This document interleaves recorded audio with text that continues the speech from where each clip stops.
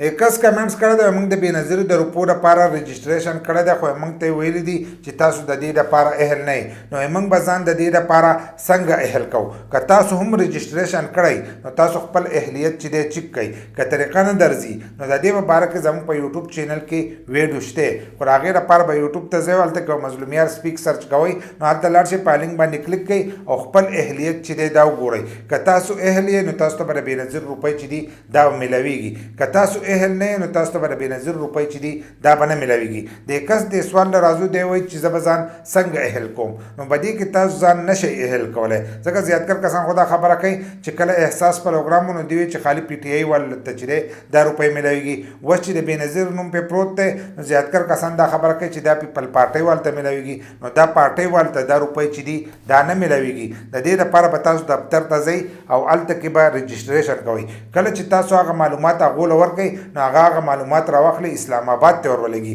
دفتر والا هم تاسو د دې لپاره چې دی نشي اهل کولی کله چې ستاسو هغه معلومات اسلام آباد ته لاړ شي نو د هغه ځایګي نه چې دی هغو بیا ستاسو فیصله کوي چې تاسو د دې لپاره اهل یې یا نه یې بیا تاسو ته هغه میسج چې دی هغه راځي د 8171 نه یا به تاسو آنلاین چې دی خپل اهلیت په چک کوئ نو کله چې تاسو ته ولیکي چې تاسو د دې لپاره اهل نه نو بیا به تاسو داسې چل کوئ چې د هغې لپاره به 2 کاله چې دی تاسو به صبر کوئ 2 کاله پس چې دی به دغه شناختي کارت باندې تاسو دوباره رجسټریشن کولی شئ خو د 2 کالو پورې چې دی تاسو رجسټریشن نشئ کولی بل لکه ستاسو په خاندان کې نور څوک نو هغه بیا دا رجسټریشن کولی شي خو کوم شناختي کارت باندې چې تاسو کړی نو هغې لپاره چې دی تاسو به 2 کاله چې دی صبر به کوئ ځکه هر 2 کاله پس چې دی د دې نه زاړه کسان وځي او نوي کسان چې دي هغه دې ته وردننه کېږي اوس دا قسمه کار شروع کړی دی نو کم زاړه چې وځي نو نوي کسان ورته وردننه کېږي خو چې کله ستاسو د غربت سکور د 32 نه کمي نو هلو به تاسو د دې پروګرام دپاره چې دی اهل کېږئ به که دغه شان تاسو دوباره وکئ